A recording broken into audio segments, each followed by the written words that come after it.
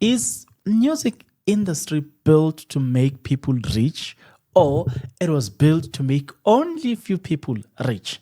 Whilst you're still searching something there. And I thought about it, I was like, maybe it was built to make the record label rich, or the owners of the record label rich, the artist to get a bit of fair share, to be able to buy some things.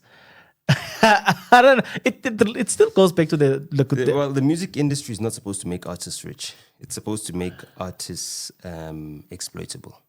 That's it. You know what I mean? There's an interview from Alicia Keys where she talks about how she wanted to sample a song from Prince.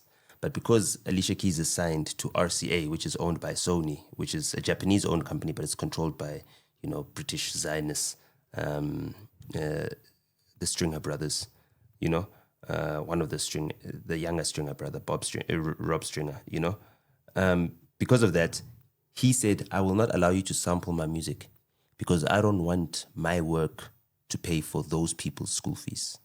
And when he's talking about those people, he's talking about the Neanderthals that own the music, So those are the things that the system was designed to keep us poor. Oh. And so that we are not owners. Do you understand? Because they will be making more money off of it than she is. And they will be able to take their kids to the best schools. Their kids will be going to Georgia State University in Atlanta. Meanwhile, the artist who made the songs that's paying the executive so that he can take his kids to school in America, he's now languishing and can't even, his kids are at a no-fee school. Okay, you wanted to check something. Did you find it? No. I was checking lyrics because I posted them. And I don't want to forget them. Okay, you coming. You want to ask something? Yeah, while you at it, on the Mascandi topic, Can you bring the mic closer to your mouth a bit? Oh, sorry. On the Mascandi topic, I wanted to ask if you think that Mascandi is only evolving because the culture wants it to evolve, or because the digital economy is rewarding certain parts of Mascandi. So I'm kind of like separating the two. I'm separating the cultural aspect and the digital aspect. What do you think drives? It's just technology. So we're adapting in the ways in which we consume the music. Before, we consumed Mascandi music only on cassette. Mascandi record labels never released CDs in the past. They didn't. You couldn't buy a Mascandi CD. You could buy it in cassette form only. Do you understand? And then at a certain point in time, after the technology advanced, then they realized that actually our margins on CDs are much better than cassettes. So this goes back to the thing that I was saying to you, or that you were asking me about, who's making the money off of the music. The record labels were selling CDs of international music and selling cassettes of local music because the margins on international music was better. So the distribution fees that they charge to internationals are higher. You understand? So when Kanye West is releasing his album, right, the distribution fee that he's charged for the sales in America are lower than the distribution fees that is charged for sales in Africa, Europe, anywhere, any other markets, right? So they'd be making more on the distribution fees. But also the technology meant that to make CDs is cheaper than to make cassettes. So they'd have a greater margin on, the price to distributor because the manufacturing cost of CDs is less than that of cassettes, right? So those are the things that have slowed down its progress. And that's why it's looking like Mascandi is only now belatedly moving on to the new digital formats. Whereas it has always been there. It's just that it hasn't been monetizable because there wasn't any interest in monetizing South African music. They were more interested in monetizing international music because a lot of the music as rights were held and controlled by international majors, and we don't have a local major. What was supposed to be our local major is Gallo. Okay. Yeah, and that's practically defunct in terms of as a record label. They're more of a catalog label now. And they manage catalog. So those are the things that have now changed how we are perceiving Mascandi because of our growth in consumption. Because now, instead of just watching music videos on YouTube, you've actually got streaming platforms like YouTube Music. Now you've got Mascandi music that's being uploaded onto Spotify, places where it never was. Now people are going onto Spotify because they know they can find all their favorite Mascandi artists there. They can find the latest Mascandi songs on Spotify. They don't even need to go to the taxi rank. You know what I mean? And find out what's the latest. You know what I mean? So those are the things. So Tutela says in this song, which is, I think, the best song of 2025 that was released. But it's a 3-step song. He says, Wena mavula kuvaliwe. So he's saying, you, the gatekeeper of prosperity. So if you directly translate it, it's like, you, the opener of closed things. You've lost the meaning. You've lost completely. When Tugutela says, mavula kuvaliwe, he means the gatekeeper of prosperity, because yine valiwe. Impumelelo. Exactly. You understand what I'm saying? So he's the person that is the gatekeeper of Makvaliwe.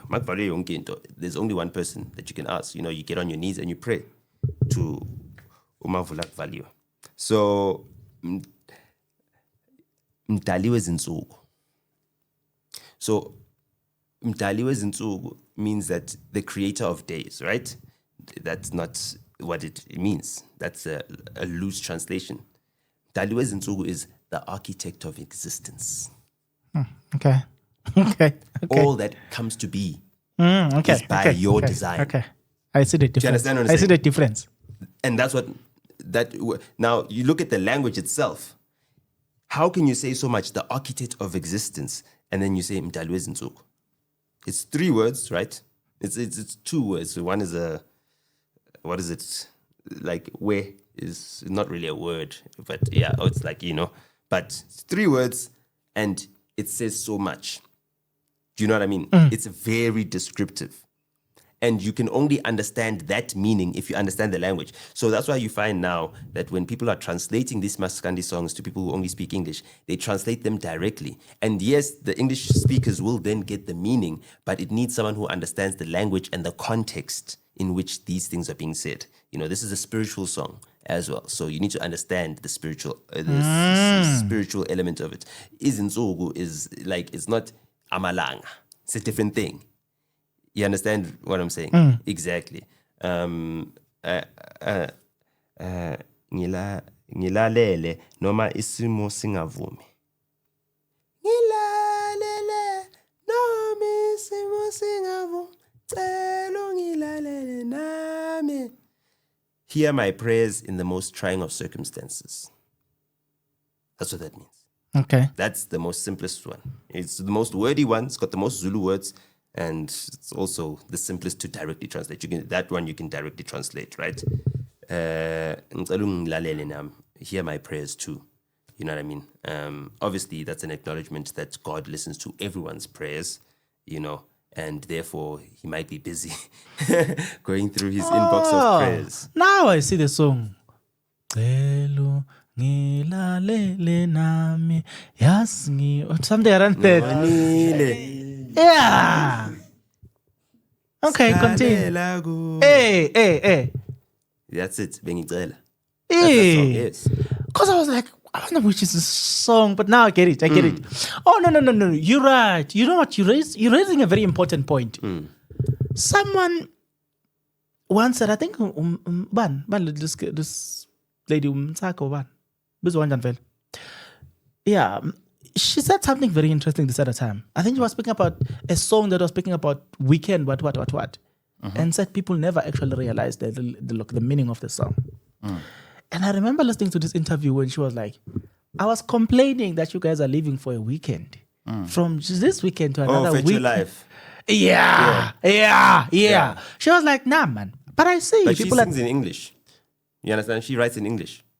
And even when she writes in our language, she writes like an English person writing in our language. So it's like she's got another song that's Kusela.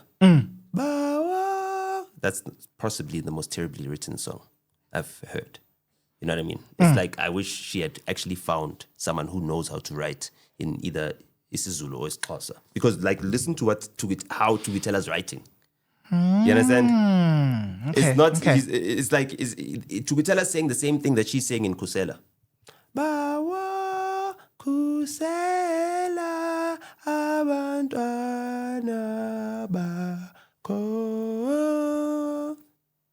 You understand what I'm saying? So she's saying, Bao, like, watch over all your children. And he's saying, Bao, listen to all of our prayers. What you are basically saying here is that if we don't get get it right from writings, how the songs are written, we're actually losing the actual songs, regardless of Music the is spiritual. intention. Our music is spirituality. These are not lyrics. These are spells. Do you understand? And not spells in terms of curses. There's a difference between a spell and a curse. Okay. What's the difference? Well, a spell is when you're putting something in words that you want to manifest in reality.